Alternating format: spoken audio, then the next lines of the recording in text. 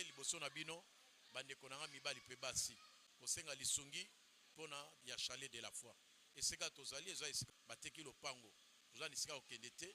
baoyo bazwi baza na jugement ya déguerpissement forcé na tango yiso bakobwaka biso libanda bakobwaka biloko na biso libanda yango na ye liboso na bino kosenga kosunga kusala oyo ya kolongola charpente oyo te ya kobomba yango te esika ya kokende kotia yango toza pe na esika te ya kokende soki bokopesa lopango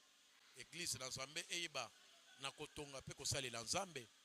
toza kosenga ça fait bambula ebele to kosenga $200,000 pour na kosomba lopango.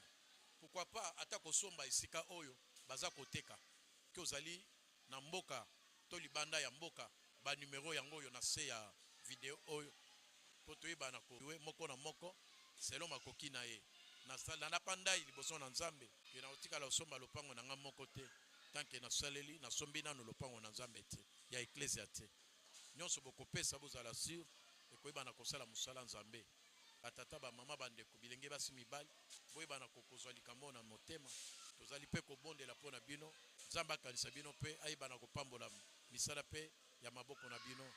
lisungi bokopesa ekoyeba na kozala lisungi monene pona biso Nzambe apambola bino kolo malamu na bayinyos.